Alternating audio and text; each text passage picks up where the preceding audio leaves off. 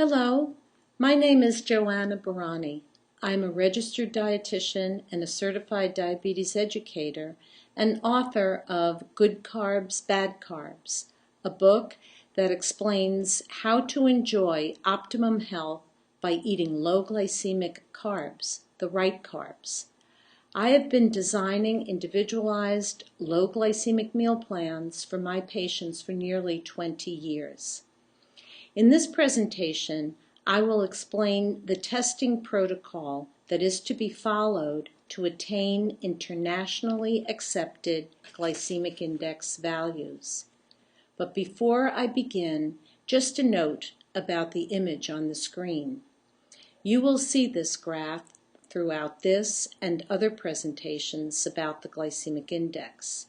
It depicts quickly and slowly digested carbs, exactly what the glycemic index is all about. What is the glycemic index?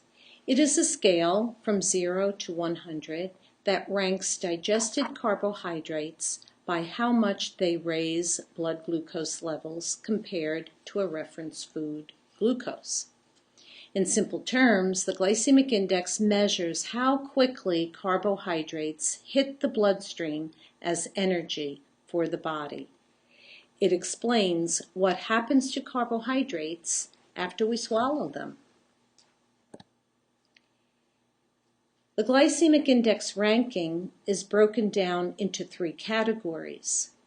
Foods with a 0 to 55 ranking on the glycemic index have a low or a small impact on blood glucose levels. Those foods with GI values between 56 and 69 have a moderate impact on blood glucose levels.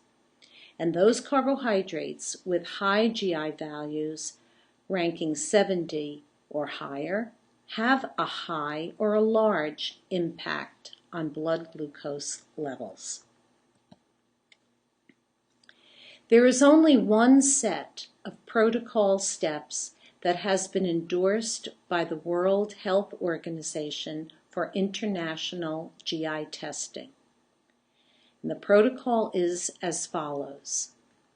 Measured portions of the test food containing 25 to 50 grams of available carbohydrate are fed to 10 healthy volunteers after an overnight fast.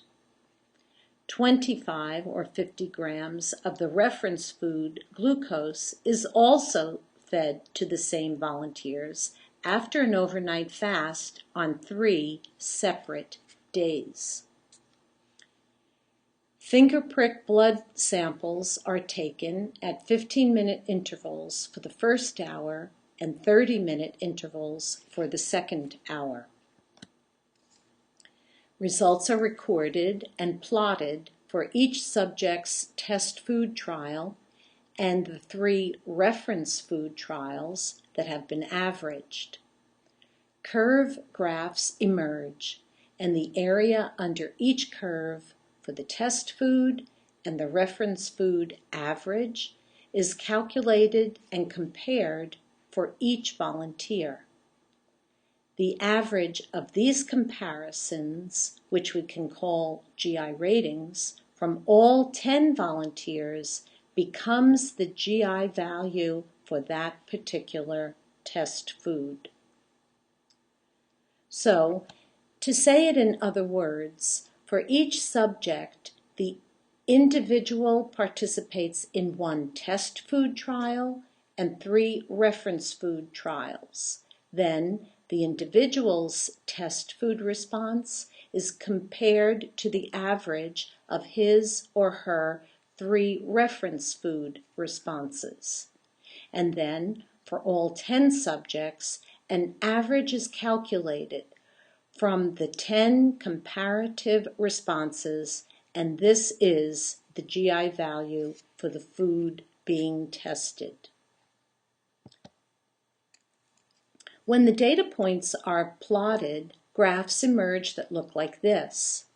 On the left-hand side is the reference or glucose curve. The graph on the right side shows the averaged area under the curve calculated from the 10 volunteers' responses to, in this case, spaghetti. The GI is 41.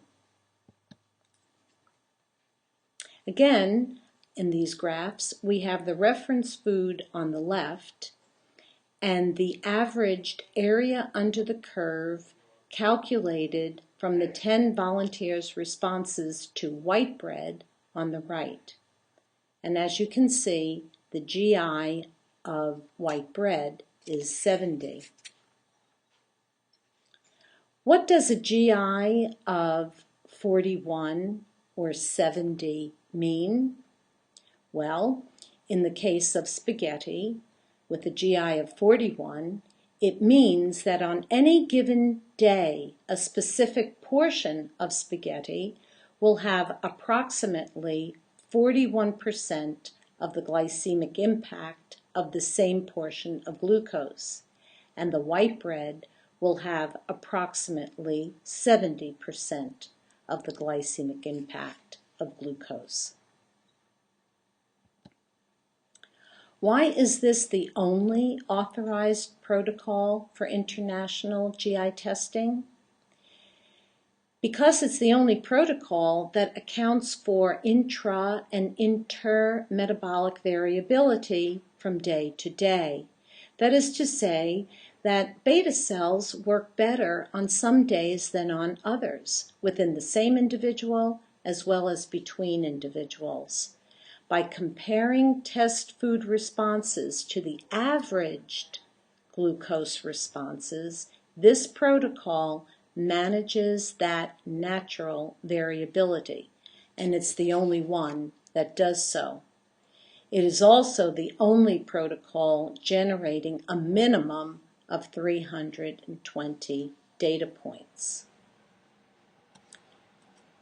The most recent published tables in their complete form for 2008 can be found online on these websites, and an abridged list can be found in this diabetes care issue. For more information, you can contact me at my website, eatgoodcarbs.com, or go to the official website of the Glycemic Index, glycemicindex.com. Thanks very much for listening.